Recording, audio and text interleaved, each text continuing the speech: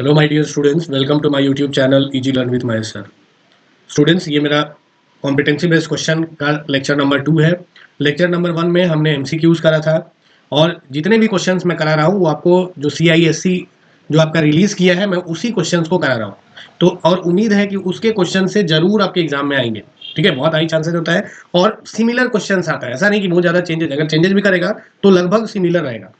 तो और मैं बहुत सारा कॉन्सेप्ट भी साथ में बताते चल रहा हूँ, तो आप जरूर से जाकर के लेक्चर नंबर 1 देखिए, अगर आप नहीं देखें प्लेलिस्ट में पड़ा हुआ है। और अभी हम लोग बात कर रहे हैं लेक्चर नंबर 2 का, जिसमें मैं सिर्फ न्यूमेरिकल्स कराऊंगा, short answer questions, long answer questions, ये सब का। ठीक है, सिर्फ न्यूमेरिकल्स पे हम लोग इसमें फोकस करेंगे।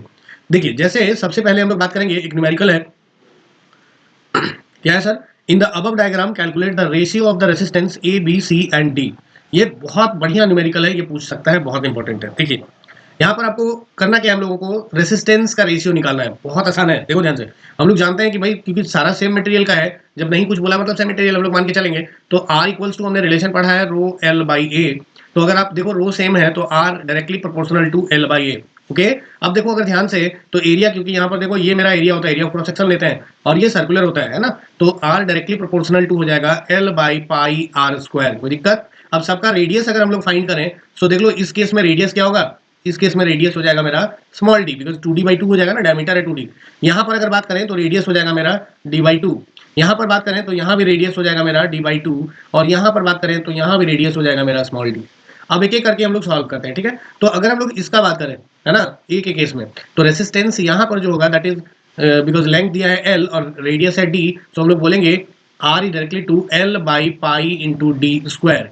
सर अगर सेकेंड केस में यानी बी में बात करें, so this will be 3l, B का केस अगर देखें 3l की भी लेंथ है, divided by pi into D square by 2 का स्क्वायर 4, तो 4 ऊपर चला जाएगा। फिर सिमिलरली इसमें बात करें तो हो जाएगा एल बाई डी स्क्वायर, 4 ऊपर चला जाएगा, कोई दिक्कत नहीं न्यूमरेटर में, बिकॉज डी स्क्वायर पे 4 होगा ना, तो 4 ऊपर चला जाएगा। यहाँ पर अगर हम लोग बात करें तो हो जाएगा 2l by pi into D square, है ना, यहाँ भी पाई इंटू डी स्क्वायर होगा। ठीक है, देखिए, तो अब हम लोग क्या करेंगे कि अगर हम लोग L by pi D square को आर मान लें, ठीक है, ये मेरा आर है, तो इस केस में वायर ए के केस में मेरा आर हो गया। वायर बी के केस में क्या होगा, देख लो, 4 3 12 into L by pi D square, और pi L by pi D square मेरा आर है, तो ये हो गया 12 आर। और वहीं देखो अगर ऑप्शन वायर सी में, तो वायर सी में क्या होगा, this is 2 R. Wire D में चलो तो दिस इज 4 आर। कोई दिक्कत? अब हमको ए बी सी डी का रेशियो निकालना है, तो ए मेरा है आर, ए मेरा आर है। अब देखो ए मेरा आर है इज टू, बी मेरा है, बी दिया है 12 आर, 12 आर। सी दिया है हम लोग को 2 R, so this is 2 R. और डी दिया है 4 R, so is to 4 R. R अगर कैंसिल कर दें, this this and this, so ratio आएगा 1:12:4। This is the ratio. Clear? चलिए नेक्स्ट हम लोग क्वेश्चन पे चलते हैं, क्वेश्चन नंबर 42। देखिए, बोला कि there are 2 copper wires of length ratio that is 1:2। दो कॉपर वायर है जिसका लेंथ रेशियो 1:2 है, यानी कि L1 बाई L2 आपको गिवन है, दैट इज 1/2। बोला कि that have their cross sectional areas in the ratio 1:4, यानी कि cross sectional area A1 by A2 दिया है, दैट इज 1/4। एंड बोला कि what will be the ratio of their number 1 resistance. Resistance का रेशियो निकालना है, तो हम लोग क्या करेंगे सर, क्योंकि दोनों कॉपर वायर है, तो कॉपर वायर है तो रेसिस्टिविटी सेम होगा, तो R directly to L by A, तो इसको हम लोग लिखते हैं R1 by R2 that is equals to L1 by L2 multiplied by A2 by A1, ये हम लोग लिखते हैं बिकॉज इनवर्सली टू ए है। ठीक है, तो A2 बाई A1, तो L1 बाई L2 हम लोग को दिया है 1/2 और A2 बाई A1 है मेरा 4/1, सो कैंसिल करेंगे, 2 2 4, तो हो जाएगा R1 by R2 that is equals to 2/1, यानी कि रेसिस्टेंस अगर पूछेगा उसका रेशियो, सो 2:1। अगर स्पेसिफिक रेसिस्टेंस बोले तो स्पेसिफिक रेसिस्टेंस और रेसिस्टिविटी सेम होता है, जो हम लोग रो बोलते हैं। तो क्योंकि दोनों कॉपर वायर है तो सर दोनों का स्पेसिफिक रेसिस्टेंस सेम होगा, so rho 1 is equals to rho 2, तो रो 1 बाई रो 2 जो होगा, rho 1 is to rho 2 that is 1:1। कोई दिक्कत? चलिए नेक्स्ट क्वेश्चन हम लोग चलते हैं। देखिए बोला क्या, A B is an object, है ना, ए बी मेरा, ये मेरा एक ऑब्जेक्ट है, and P Q is its real inverted image, और ये मेरा इमेज है। अब बोला कि the length of A B and P Q equal, तो जो लेंथ ऑफ ए बी है यानी height of object and height of image that is equal. Okay, this is possible when a lens is present between the object and its image, है ना, ये तभी possible है जब तुमको लेंस को बीच में रखें। अब बोला कि what kind of lens is used here, याद करो रियल एंड इन्वर्टेड कब बनाता है, only in case of convex lens. ध्यान रखना, इसका एक ट्रिक बता दे रहे हैं, ध्यान रखो, ट्रिक देख लो। कॉनकेव, कॉनकेव, ध्यान रखना, कॉनकेव, कॉन फोर इधर लगा दो वेक्स तो कॉन्वेक्स हो गया, और केव में लगा दो कॉन।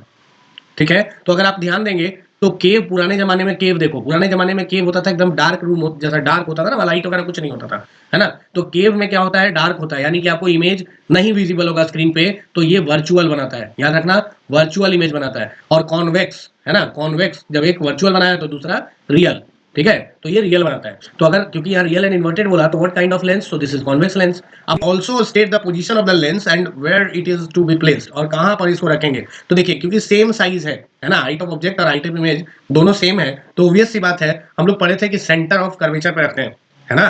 तो यहाँ पर आपको लिखना होगा कि object state the position of the lens and where it is to be placed. तो ध्यान रखना है कि जो ऑब्जेक्ट से इमेज का डिस्टेंस है उसके सेंट्रल पॉइंट पे, यानी मिड वे पे रखना है, एकदम बीचों बीच रखना है, ठीक है। तो आपको वही लिखना है कि बीच में रखेंगे, ठीक है। Name a device where this lens action is use, तो ये लेंस कहां पर यूज होता है और सेम एक्शन में, है ना।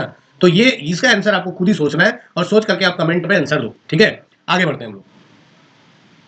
देखिए क्वेश्चन है, the two metals A and be there specific heat capacities in the ratio 2:3, यानी कि स्पेसिफिक हीट कैपेसिटीज आपको दिया है, सो S1/S2 का रेशियो दिया है 2/3। अब बोला if they are supplied the same amount of heat, अगर सेम अमाउंट ऑफ हीट इसको दिया जाएगा, so which metal piece will show a greater rise in temperature, तो कौन सा मेटल पीस ग्रेटर राइज देगा टेम्परेचर में, if there masses are the same. तो हम लोग जानते हैं कि हीट इज इक्वल्स टू होता है ms डेल्टा टी, ओके। तो देखिए heat is ms delta T. अब बोला क्या कि स्पेसिफिक कैपेसिटी का रेशियो दिया है, और if they are supplied the same amount of heat, तो बोला किसमें ग्रेटर चेंज होगा। तो अगर हम लोग करें H1/H2, so this will B M1S1 delta T by 1/M2S2 delta T2। तो अगर ध्यान दो ये दोनों सेम है, तो ये कैंसिल होकर के आपका 1 हो जाएगा। सर M1 और M2, बिकॉज यहाँ पर बोल दिया if there masses are the same, तो M1 M2 कैंसिल हो जाएगा।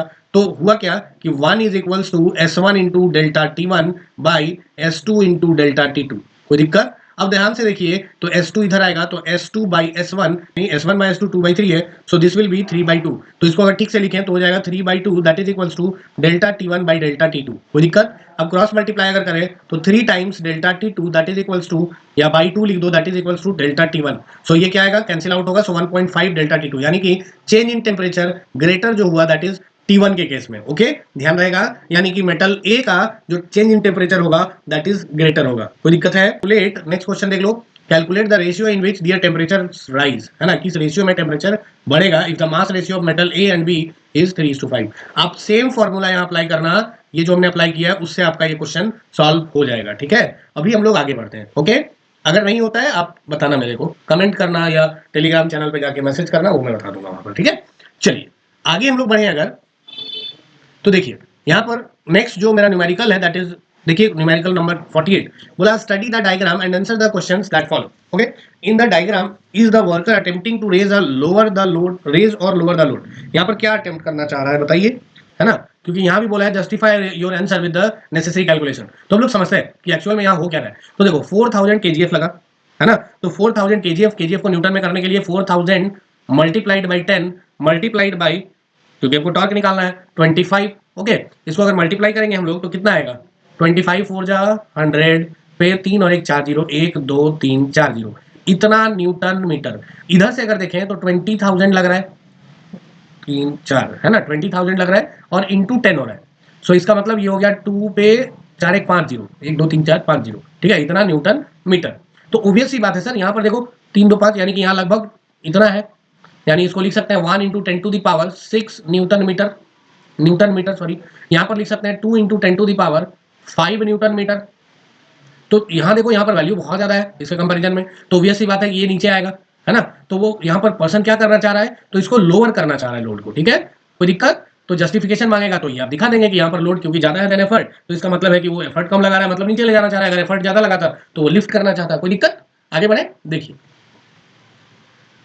क्वेश्चन है, द ग्राफ शोज, देखो अच्छा क्वेश्चन है ये, the graph shows load against effort for a lever with load and effort on the same side of the fulcrum, है ना, कि लोड और एफर्ट दोनों सेम साइड पे, ओके, दोनों सेम साइड में, यानी कि ये मेरा फुलक्रम है और दोनों जो है वो सेम साइड पे, लोड भी और एफर्ट भी। लेटेस्ट है कि यहाँ पर एफर्ट लगा रहा है और यहाँ पर इसका एक लोड है मान लेते हैं, ठीक है। और देन बोला कि विच फीचर, अच्छा क्वेश्चन यहाँ है, which feature of the load and effort graph must be calculated to determine mechanical advantage। Sir याद करो MA इक्वल्स टू हमने पढ़ा था load bye effort, mechanical advantage load bye effort होता है। तो देखो यहाँ पर लोड है, यहाँ पर एफर्ट है, तो हम लोग को अगर मैकेनिकल एडवांटेज ग्राफ दे दे और बोलेगा कैलकुलेट करने, तो हम लोग क्योंकि डिवाइड हो रहा है तो स्लोप लेंगे, अगर मल्टीप्लाई होता तो एरिया लेते, ठीक है। तो slope of L E graph gives mechanical advantage, ठीक है, कोई दिक्कत? तो इससे स्लोप से हम लोग निकाल लेंगे मैकेनिकल एडवांटेज, ठीक है। अब बोला which class does this lever, तो ये तो हम लोग जानते हैं कि ये सेकंड क्लास होगा, कोई दिक्कत है? चलिए आगे बढ़ते हैं। ये देखो बोला क्या कि you are given 3 resistors of magnitude 3 ohm each, है ना, हर एक रेसिस्टर्स का मैग्नीट्यूड दिया है 3 ओम। अब बोला you can join them either in a series और इन अ पैरेलल कॉम्बिनेशन, या तो आप सीरीज में करो या तो पैरेलल में करो। How will you arrange them so that the equivalent resistance would become maximum and minimum. भाई यहां पर तुमको बता दें, बहुत बहुत इंपॉर्टेंट है, ध्यान रखना कि अगर हम लोग आर इक्विवेलेंट, कभी भी आर इक्विवेलेंट अगर सीरीज का करते हैं, नोट करके लिख लेना इसको, आर इक्विवेलेंट अगर सीरीज का करेंगे तो याद रखना कि ये जो इसका जो इक्विवेलेंट होगा वो होगा greater than the largest resistance, है ना, largest value of R greater होता है। और अगर आर इक्विवेलेंट पैरेलल बात करें, आर इक्विवेलेंट पैरेलल का हम लोग बात करें, पैरेलल का, तो ये क्या होगा, ये लेसर देन द लीस्ट होगा, है ना, सबसे छोटा से भी छोटा आएगा, है ना। तो अगर मैक्सिमम निकालना है 3 ओम है, तो क्लियर बात है कि 3 अगर सीरीज में हम लोग लगाएंगे 1 2 3 ऐसे करके, तो सीरीज में क्या होता है, सीधा ऐड हो जाता है 3 + 3 + 3, तो मैक्सिमम के लिए क्या होगा, 9 ओम हो जाएगा। देख लो सारे से बड़ा है। यहाँ पर अगर मिनिमम का बात करें तो पैरेलल में, तो अगर सेम रेसिस्टर्स होता है तो याद रखना आर इक्विवेलेंट अगर सीरीज का निकालना है तो n इंटू आर होता है, n is number of resistors, और अगर पैरेलल का बात करेगा आर इक्विवेलेंट तो that will B r divided by n होता है, क्लियर। तो यहाँ पर क्या हो जाएगा, 3 divided by 3, this will cancel out, so 1 ohm will be the minimum resistance हो जाएगा आपका, कोई दिक्कत? आगे बढ़े हम लोग, ध्यान देंगे। बोला क्या कि the difference between the temperature of water at the bottom and at the top of a waterfall is 0.2 degree C. ओ यानी कि एक वाटरफॉल है, ये एच हाइट है इसका, तो यहाँ पर जो टेम्परेचर है और यहाँ पर जो टेम्परेचर है, इन दोनों के बीच में 0.2 डिग्री सेल्सियस का डिफरेंस है, यानी कहीं ना कहीं इसमें हीट आया है ना। तो calculate the height of the waterfall, तो ऑब्वियस सी बात है ना कि यहाँ से जितना वाटरफॉल हुआ, जितना वाटर आया, तो ऑब्वियस सी बात है इसका पोटेंशियल एनर्जी कन्वर्ट हुआ है, और वही पोटेंशियल एनर्जी हीट एनर्जी में कन्वर्ट हुआ। तो इससे हम लोग लिख सकते हैं कंजर्वेशन ऑफ एनर्जी से कि mgh जो होगा दैट इज इक्वल्स टू हो जाएगा ms डेल्टा टी, कोई दिक्कत? अब देखिए बोला क्या कि calculate the height of the waterfall, बहुत आसानी से कर सकते हैं। तो देखिए मान लेते हैं, क्योंकि एम दोनों साइड कैंसिल हो गया, जी हमको दिया हुआ है सर 10 ले लेते हैं हम लोग, सपोज एच हो गया मेरा, और एस स्पेसिफिक हीट होता है इसका, जल्दी से बताओ, यहाँ दिया भी है 4200, सो this is 4200 multiplied by delta T है 0.2, सॉल्व करेंगे आपको एच मिल जाएगा, ठीक है। एच का यहाँ पर वैल्यू कितना आएगा, देखो सॉल्व करके एक बार, पॉइंट हटाओ 10, ये और ये गया, ये और ये गया, सो एच इज 84 मीटर, कर लेंगे, कोई दिक्कत? बोला क्या कि convex lens of power plus 5d has an object placed at a distance of 50 centimetre in front of the lens, यानी कि पावर प्लस में, पावर प्लस है मतलब क्या, सोचो, तो पावर इक्वल्स टू होता है 1 बाय फोकल लेंथ, और इवन बोल दिया कि कॉन्वेक्स लेंस है, ठीक है, और placed at a distance of 50 centimetre, यानी कि ऑब्जेक्ट डिस्टेंस भी आपको दे दिया है, that is what, placed at distance 50 centimetre. अच्छा, state the nature of image, तो कोई बात नहीं, पहले फोकल लेंथ तो निकाल लें, उसी से मेरा सब कुछ निकल जाएगा। So F will equals to 1 by P. अब देखो 1/5 अगर ले लें, सो दिस इज 0.2 मीटर, तो इसको अगर सेंटीमीटर में लिखें सो दिस इज 20 सेंटीमीटर। ऑब्जेक्ट कहाँ रखे हैं, 50 सेंटीमीटर पे, यानी अगर एफ मेरा है 20 तो 2f हो जाएगा 40। इसका मतलब ये हुआ कि अगर ये मेरा कॉन्वेक्स लेंस है, ये मेरा प्रिंसिपल एक्सिस है, इधर फोकस है, इधर मेरा 2f है, तो ये मेरा 40 सेंटीमीटर है, तो कहीं ना कहीं इसके बियॉन्ड ऑब्जेक्ट रखा हुआ है। तो जब कभी इसके बियॉन्ड ऑब्जेक्ट रखते हैं तो भाई रियल इमेज बनता है, तो state the nature of image, तो दिस विल बी रियल, और जो रियल है वो इन्वर्टेड है, खत्म हो गया। फिर बोला कि what is the definite distance towards और any away from the lens the object should move so that the image is not seen, ताकि वो इमेज हम लोग देख ही ना सकें। ऐसा ऑब्जेक्ट जब आपका फोकस पे आ जाए तो इसका इमेज चला जाएगा इन्फिनिटी पे, तो वो इमेज तो हम लोग प्रैक्टिकली देख नहीं पाएंगे, है ना। तो आपको इस केस में फोकस पे रखना है, तो यानी कि हमको यहाँ तो पहले रखा हुआ था 50 पे था, और फोकल लेंथ है मेरा 20, तो कितना मूव करना होगा 30 सेंटीमीटर, तो इसका आंसर हो जाएगा 30 सेंटीमीटर। कोई दिक्कत? कॉन्सेप्ट ध्यान देना, समझ में आ जाएगा। नेक्स्ट क्वेश्चन नंबर 73 देख लो एक बार, ठीक है। 73 में क्या होगा, ध्यान देखो,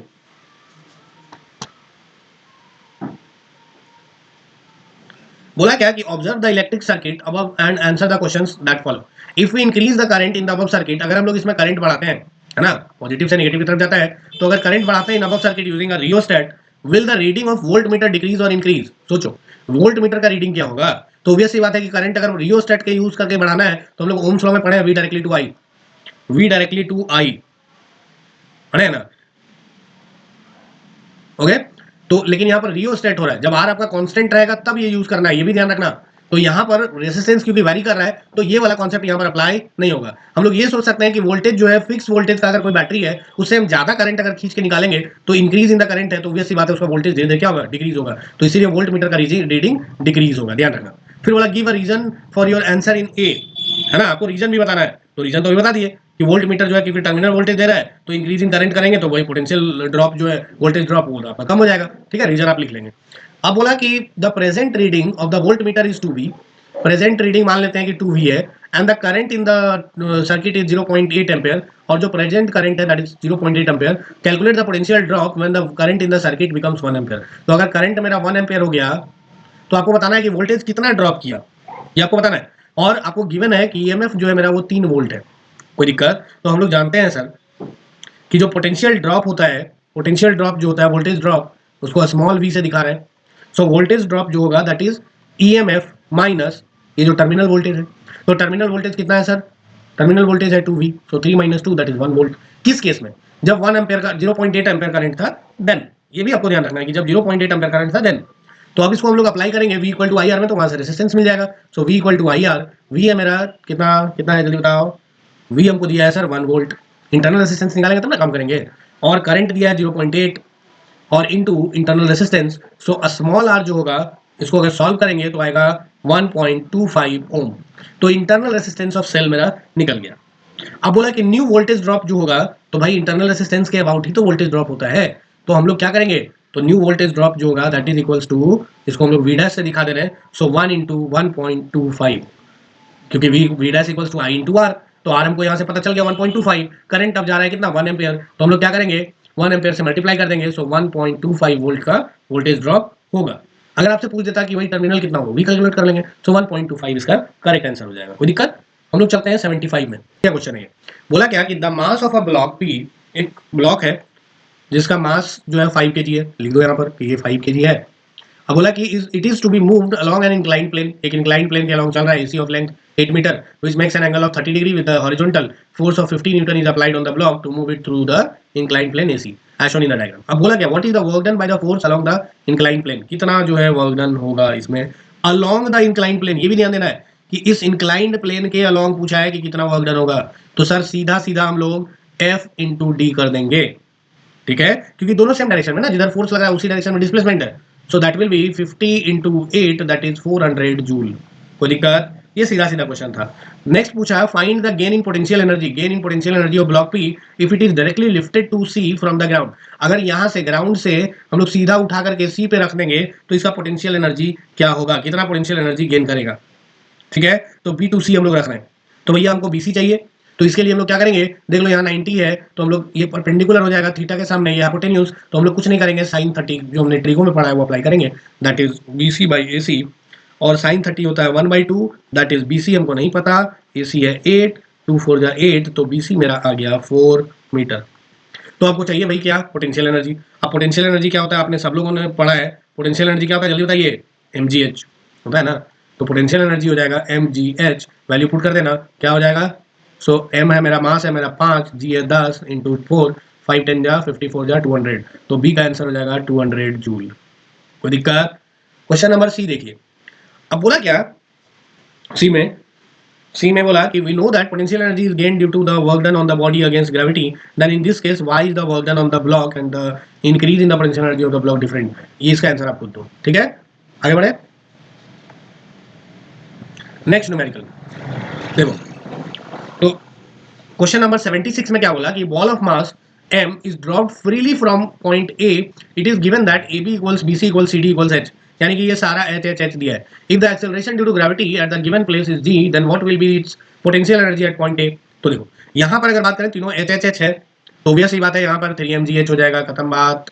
फिर बोला kinetic energy at point C, तो देखो kinetic energy at point C के लिए हम लोग क्या करेंगे, कंजर्वेशन ऑफ एनर्जी लगाएंगे। तो देखो C पे क्या है, पोटेंशियल एनर्जी इज mgh, और टोटल होना चाहिए कितना 3 mgh। तो सर काइनेटिक एनर्जी एट सी क्या होगा 2 mgh बचा, क्योंकि दोनों का सम होता है।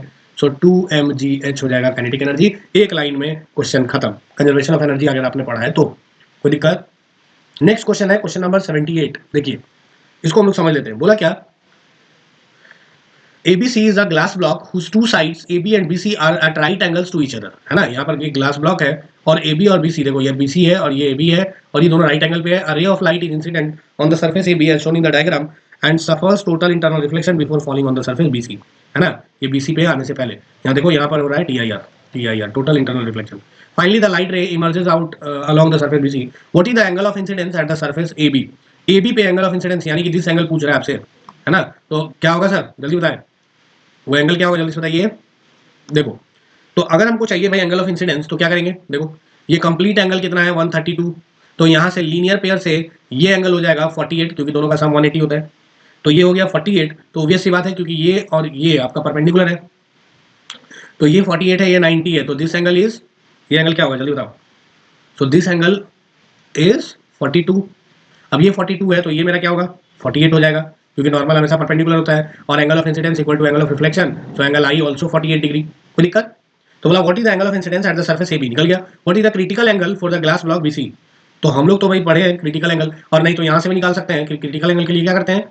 देखो क्योंकि हम लोग क्रिटिकल एंगल क्या पढ़े थे जल्दी बताओ, कि क्रिटिकल एंगल एंगल C तब होता है जब एंगल R, ये angle I equal to C तब होगा जब R मेरा 90 हो जाएगा। तो यहाँ पर देखो एंगल R मेरा 90 डिग्री है और ये मेरा 48 है, तो ये मेरा क्या होगा 42 होगा, है कि नहीं। तो यहाँ पर क्रिटिकल एंगल क्या होगा, दैट इज 42 डिग्री सी। कोई दिक्कत, 42 डिग्री हो जाएगा यहाँ पर। फिर बोला कि what would happen critical angle, फिर बोला कि what would happen to the critical angle if the temperature of the glass block is increase. हम लोग ये पढ़े हैं, क्या पढ़े हैं सर, अगर टेम्परेचर बढ़ाएंगे तो क्रिटिकल एंगल भी बढ़ जाएगा, ये आप खुद से कर लेना। आगे बढ़े, नेक्स्ट न्यूमेरिकल है न्यूमेरिकल 79। देखो ध्यान से, यहाँ पर बोला कि block of mass 30 kg is pulled up a slope, यानी कि यहाँ पर ब्लॉक है और इस ब्लॉक का मास दे दिया दैट इज 30 kg।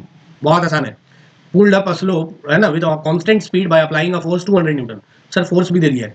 अब बोला कि parallel to the slope A and B are the initial and final position of the block, calculate the force of friction offered by the surface AB। तो force of friction यहाँ पर क्या होगा, तो सबसे पहले हम बात करेंगे सर वर्क डन का। तो वर्क डन क्या होगा F into S and that is 200 multiplied by 3, वो क्या है अलॉन्ग द इंक्लिनेशन है, दैट इज 600 जूल। सर बात करेंगे पोटेंशियल एनर्जी का, that is mgh। So mgh will be, तो हो जाएगा 30 मल्टीप्लाई 10 मल्टीप्लाई 1.5, क्योंकि ये हाइट दिया हुआ आपको, सो दैट विल बी 450 जूल। कोई दिक्कत। अब अगर हम लोग बात करें तो सर कितना लॉस हुआ energy, so 600 minus 450 and that is equals to क्या हो जाएगा F इंटू 3, यही लॉस हुआ है, और F इंटू डी फ्रिक्शन के कारण जो लॉस हुआ, so that is 150 and that is equals to 3F। तो 3 से इसको डिवाइड कर दो, सो 50।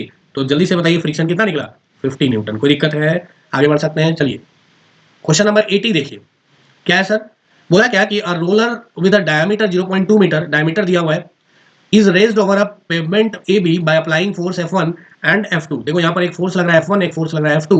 अब बोला कि the magnitude of both forces is 20 newton. अगर दोनों फोर्स का मैग्नीट्यूड 20 न्यूटन है, then compare the magnitudes of the torque produced by two forces. तो आपको टॉर्क को कंपेयर करना है, दोनों का जो मैग्नीट्यूड है फोर्स का वो 20 न्यूटन है। तो हम लोग क्या करेंगे, सबसे पहले F1 के अबाउट टॉर्क बात करेंगे, है ना, torque about F1, so that will B क्या हो जाएगा जल्दी बताओ। तो दिस इज, क्योंकि F1 के अबाउट बात कर रहे हैं, ये आपका क्या है, देखो ध्यान से, क्लॉकवाइज ना, क्लॉकवाइज मोमेंट। देखो यहाँ पर क्लॉकवाइज इस डायरेक्शन में घूम रहा है ना, तो क्लॉकवाइज मोमेंट के लिए नेगेटिव लेते हैं, सो नेगेटिव 20 इंटू 0.2, है कि नहीं, क्योंकि डायमीटर के अबाउट परपेंडिकुलर डिस्टेंस लेते हैं फलक्रम से या पाइवोटेड पॉइंट से। देखो इसका पाइवोटेड पॉइंट क्या है, so that is equals to हम लोग बोल सकते हैं कि -4 न्यूटन मीटर स्क्वायर मीटर आएगा, सॉरी। और टॉर्क अगर अबाउट F2 अगर बात करेंगे हम लोग, so this will be -20 multiplied by 0.1, so this is -2 newton metre. अब रेशियो पूछा तो रेशियो आप आराम से डिवाइड करके निकाल लो ना यार। आगे बढ़ते हैं, क्वेश्चन नंबर 82 देखो, 82 का न्यूमेरिकल, अच्छा न्यूमेरिकल है। बोला कि Shaan is utilising a dynamometer to measure the force expressed in newton, सबसे पहले न्यूटन में, on a bow string. He records both the force and displacement of the bow string and plots the data on the graph that shows the relationship between force in newtons and displacement in centimeter। ठीक है, तो ये question आप पढ़ना, अभी मैं question पढ़ लेता हूँ फिर तुरंत आंसर करते हैं। बोला क्या कि what is the potential energy stored in the bow string when the force is 25 newton. भाई कितना पोटेंशियल एनर्जी बो स्ट्रिंग में होगा, ठीक है। तो पोटेंशियल एनर्जी के लिए हम लोग क्या करते हैं, वर्क डन कैलकुलेट करेंगे। अगर अगर हमको फोर्स और डिस्प्लेसमेंट दिया है तब, क्योंकि वर्क डन इक्वल्स टू जो होता है एफ इंटू डी होता है, जब मल्टीप्लाई आ जाता है तो हम लोग एरिया लेते हैं। क्या लेते हैं, एरिया लेते हैं, ध्यान रखना। तो अगर हम लोग एरिया ले लें यहाँ पर, तो एरिया क्या हो जाएगा सर, जल्दी से बताइए। यहाँ से हम लोग क्या करेंगे, यहाँ से एक एरिया 25 पे हम लोग ले लेंगे अगर, तो क्योंकि ट्राइंगल फॉर्म हो रहा है तो 1/2 into B into H 5 into height है 0.05, कैलकुलेट करेंगे आपका आ जाएगा यहाँ पर 0.625 joule. So this is potential energy, clear. अब अगर हम लोग बात करें law of conservation of energy, तो इसको हम लोग क्या करेंगे, जितना पोटेंशियल एनर्जी है उतना, क्योंकि वो पूछा है यहाँ पर क्या, मास ऑफ द एरो है ना, तो दिया हुआ है, तो कैलकुलेट द मैक्सिमम वेलोसिटी, तो हम लोग क्या करेंगे, potential energy that is equals to kinetic energy, यानी कि हम लोग इसको कर सकते हैं 0.625 that is equals to half into mass. Mass आपको दिया हुआ है 31.25 ग्राम, तो इसको केजी में कर लेना। तो 31.25 divided by 1000 into V square, solve कर लेना, यहाँ से वेलोसिटी आपका निकल जाएगा। फिर बोला कि calculate the maximum height reached by the arrow, तो हम लोग कुछ नहीं करेंगे, 0 पॉइंट जो अपना पोटेंशियल एनर्जी है 625 दैट इज mgh के बराबर इक्वेट कर देना, h निकल जाएगा। कोई दिक्कत, फिलहाल अभी हम लोग आगे बढ़ते हैं। क्वेश्चन नंबर 89 पे अगर हम लोग चले, बोला क्या, इन the above circuit diagram calculate the power consumed in the circuit when the switch S1 is closed end switch S2 is open, है ना। एक बार बोला कि स्विच S1 को यहाँ से क्लोज कर दिए, S1 क्लोज किए, S2 को छोड़ दिए, तो ऑब्वियस सी बात है कि यहाँ से करंट निकलेगा, ऐसे जाएगा, ये इधर से जाएगा, ऐसे आएगा, फिर इधर से ये लाइक आएगा, है ना, और फिर देन ऐसे करके ये निकल जाएगा, इधर से भी ऐसे आएगा, फिर देन मतलब ये दो पार्ट में डिवाइड होगा, क्लियर। तो यहाँ पर देखो ये दोनों, ये और ये पैरेलल में आपका आ गया, तो आर इक्विवेलेंट हम लोग पढ़े थे, कैसे निकालेंगे, क्योंकि पैरेलल में है तो पैरेलल कॉम्बिनेशन लगाना होगा। तो पैरेलल कॉम्बिनेशन के लिए हमने क्या पढ़ा था, 1/r दैट इज 1/60 प्लस 1/20। इसको अगर हम लोग सॉल्व करेंगे तो आर मेरा जो आएगा दैट इज 15 ओम, 15 ओम आएगा, इसको आप कर लेना, ठीक है। अब हमको चाहिए भाई पावर, पावर के लिए क्या होता है, वी स्क्वायर बाई आर, तो वी है मेरा कितना 5, 5 का स्क्वायर 25 बाई आर कितना है 15, सॉल्व करेंगे 1.67 वॉट आएगा, क्लियर। तो क्वेश्चन नंबर ए का मेरा ये करेक्ट आंसर हो जाएगा। अब हमको बोला क्या कि the switch S2 is close and switch S1 is open, मतलब सेकंड केस में S2 को क्लोज करना है, ध्यान रखो, सेकंड केस में हम लोग को S2 को क्लोज करना है, बहुत आसान है, अगर आप ध्यान देंगे, देखो यहाँ पर S2 को क्लोज करना है, यानी ये क्लोज हो गया और ये ओपन छूट गया, ठीक है। तो हम लोग क्या करेंगे, इसको ऑब्वियस सी बात है कि करंट ऐसे तो जाएगा, क्लियर, यहाँ पर ध्यान दोगे, करंट यहाँ तो गया लेकिन इस वाले वायर में नहीं जाएगा, तो ये आगे बढ़ जाएगा, आगे बढ़ेगा, फिर इधर से आएगा, है ना, और देन फिर यहाँ पे देखो, क्योंकि यहाँ पे वायर कनेक्टेड है, तो वैसी बात है करंट इधर से आके सीधा इधर आ जाएगा, कोई दिक्कत। तो इस केस में क्या होगा सर, डायरेक्ट हम लोग सिर्फ 20 ओम मेरा काम कराएगा, ये कैंसिल हो जाएगा, शॉर्ट सर्किटिंग वाला केस आ गया, है ना। शॉर्ट सर्किटिंग जब पढ़ाए थे वहां बताए थे, तो पावर इक्वल्स होता है V square by R, direct करो, वी स्क्वायर यानी 25 बाई आर हो गया 20, सॉल्व कर लेंगे आएगा 1.25 वॉट, कोई दिक्कत। तो स्टूडेंट्स ये मेरा न्यूमेरिकल, सिर्फ न्यूमेरिकल क्वेश्चंस हमने इस वीडियो में अटेम्प्ट किया है, जो आपका बोर्ड कॉम्पिटेंसी बेस्ड क्वेश्चन किया है उसमें से हमने न्यूमेरिकल्स पूरा क्वेश्चंस डिस्कस कर दिया है, ठीक है। तो अगर आप चाहते हो कि मैं कॉन्सेप्ट भी डिस्कस कर दूं, जो कॉन्सेप्चुअल क्वेश्चंस है, तो आप कमेंट करो। मिलते हैं हम लोग नेक्स्ट वीडियो में, थैंक यू।